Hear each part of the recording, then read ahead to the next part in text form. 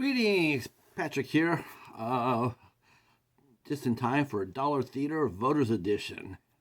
So, on the way to the forum for Voters Edition, I had asked you guys to pick out 4 films for this week, and they all had a common theme. And the common theme was there are all movies done by the Rat Pack. Frank Sinatra, Dean Martin, Sammy Davis Jr., Peter Lawford, and Joey Bishop, and that incarnation of the Rat Pack. And this was a package that I got from the library, except unfortunately, the 2 movies that were the most popular, Robin and the Seven Hoods, and also the movie that you would have picked for this, Ocean's 11. Unfortunately, they were too banged up. I did not realize that when I picked this up.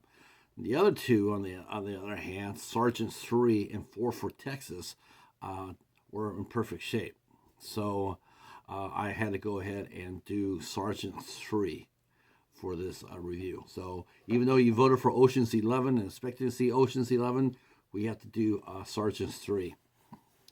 So Sergeant 3 is a 1962 comedy western film, and it does feature the entire Rat Pack, and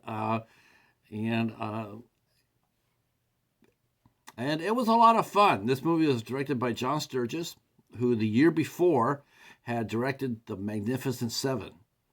So you're going from The Magnificent Seven to working with the Rat Pack. But that's not a bad thing, because believe it or not, the Rat Pack, Dean Martin, Frank Sinatra, Sammy Davis Jr., Peter Lawford, and Joey Bishop, they actually could hold their own on the big screen, especially Frank Sinatra, as we all know. Dean Martin always seemed to be more into comedies than straight fare, though he could play straight fare. He could play. If you doubt that, highly recommend a movie called One Night in Jericho, which starred Dean Martin and George Peppard, in a very, very good movie, very dark movie. Frank Sinatra helped produce this movie, and it also had a nice cast to it besides the Rat Pack. It also starred Rudy Lee, Henry Silva. Henry Silva has been in a ton of movies, including a couple Steven Seagal movies where he was the main bad guy. And he was the main bad guy in Buck Rogers and the 25th Century. So there's some star power there. And a lot of these lesser players, they also did all the Rat Pack movies. The Rat Pack did 4 films together, all of them. Well, 3 of them. It was really interesting. It's like I watched this film, and then I rewatched it with the commentary that was done by Frank Sinatra Jr.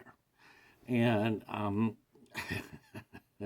needless to say, he didn't tell us the entire story about the Rat Pack, and that includes when Frank Sinatra had asked Peter Lawford who was married to John F. Kennedy's sister. Peter Lawford was, if John Kennedy could come and stay over at Frank Sinatra's house in Las Vegas. Sinatra was he's a very supportive person of the Democratic Party. He campaigned for many Democrat candidates, and but unfortunately, while Vegas was just starting to come up, he also had a lot of acquaintances that were in the mafia. So, through no fault of Peter Lawford, it was actually Robert Kennedy. Robert Kennedy said, "Yeah, we really don't want you to be seen at Sinatra's house with his ties to the mob." And Frank Sinatra actually blamed Peter Lawford for that, though Lawford had nothing to do with it. And after that, he broke off their friendship. He only talked to Peter Lawford one time after that, and they never reconciled. So that was for the movie 4 for Texas. His cast was recast, and they never got back together. But for Sergeant 3, all 5 were in full form, and was a lot of fun. So Mike, Chip, and Larry. That's the name of the crew. I know, right? For a western. So Frank Sinatra played First Sergeant Mike Mary. Dean Martin was Sergeant Chip Deal, and Peter Lawford was Sergeant Larry Barnett. And Sammy Davis Jr. was a horse wrangler named Jonah Williams, who wants nothing more than to join the cavalry. And Joey Bishop plays Major Roger Boswell. So basically, the plot is that there's a group of renegade Indians called the Ghost Dancers that are raising all sorts of havoc. So the colonel from the fort where the three sergeants are based at, he decides he wants to send a reconnaissance and force to a little town that has been been attacked.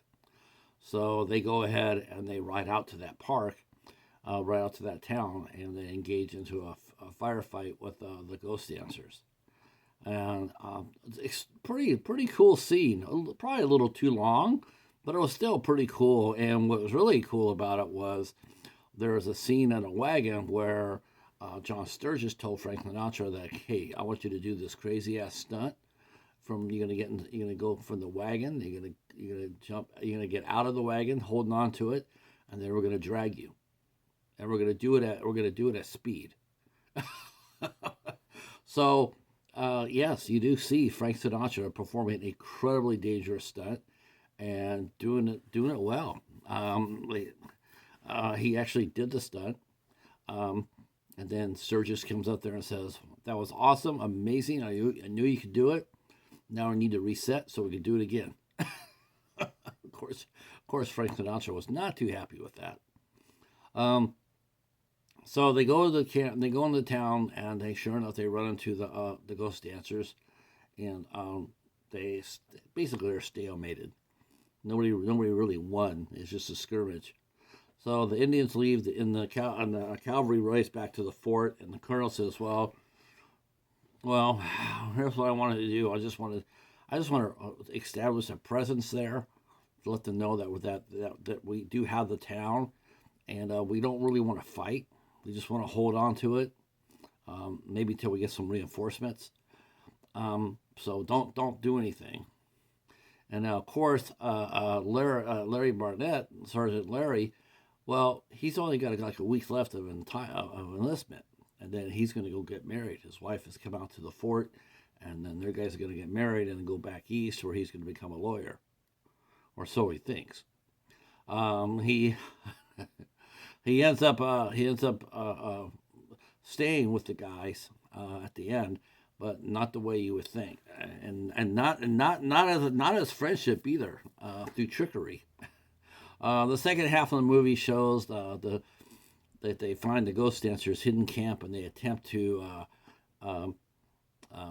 Chip and Jonas attempt to capture about 70 Indians, just the two of them.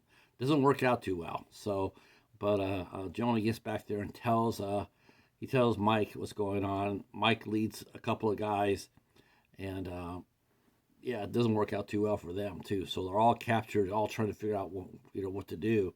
And the colonel has actually sent out a bigger force to reinforce the town, and they're all riding into a ambush when Jonah Williams, gets out there and plays a bugle, basically letting them know that they're riding into an ambush. He gets popped by an arrow and looks like he's done for. But since this is a comedy western, you know that he's not. You know that he just got pinged but not killed. Not to say that didn't happen to the Indians though, because the bad guys, they all died. They all died a pretty bad death actually. They all got thrown over a cliff. Yeah, it's like, I don't know the humor of that. I mean, I can understand that, but not. So, basically, what they have done to their friend is they have tricked him into staying. In order for Larry to go in on the rescue, he had to basically sign off to re-enlist. And he says, "Well, if you just do that, you have to do that so I can take you. Otherwise, I won't be able to. But then you can just give me back the paper afterwards, and then you can go on your merry way." Well, they had no intention of honoring that. So Larry does rescue his friends, but he also gets tricked into staying into the army for another enlistment. I don't think that probably would have been a happy ending. I don't think we would have. I think next movie we would have saw probably would have been Sergeant's One, because I think Larry would have killed them both. But yeah, this was a fun movie. A little long, like I said. I mean, instead of a couple hours, it could have been about an hour and a half. But otherwise, it was fun. And like Frank Sinatra commented on, he says that this movie has not been seen for very much at this time where they had put it out. He says, it came out in 1962, but it hasn't really been played a lot. And Warner Brothers first put this out in 2000. They released it in 2001. This kit came out in 2008. So the movie came out by itself in 2001, and then was put into this kit right here. This and part of this collection right here. Yeah, beautiful scenery. John Sturges directing his ass off as usual. They shot the film in Utah and Arizona. Beautiful, beautiful country. And it was well done. It was well done.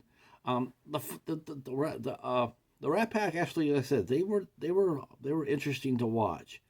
Either individually or as a group. Of course, all of them helped raise Vegas to the town that it is today. Vegas basically was built on the back of the Rat Pack. When they did the hotels and whatnot, whenever any member of the Rat Pack came in and played, it was instant cash. And of course, we all know that Las Vegas was controlled by gangsters early on, and especially some gangsters were even killed in their hotels, but eventually they were all forced out, and the corporations took over. No Sopranos in Las Vegas. All right, well, that is it for this episode of Dollar Theater Voters Edition. I do got a new theme coming out. I'll be putting that up here in a minute. I want to thank you for watching, and if you have any suggestions, drop them down in the, as far as themes go, or any type of movies you want to see, just drop them down below, and we'll do it. We'll do it. Of course, regular Dollar Theater comes out every Monday, and this Monday we will be talking about Alice in Chains Unplugged, the MTV special that they did, which was pretty interesting. And then the week after that, we'll be going back to this National Geographic In Search of the Jaguars. So it's a couple of cool weeks coming up here on the channel. And thanks for watching. Thanks for commenting. I really do appreciate it. And we'll see you soon. Peace.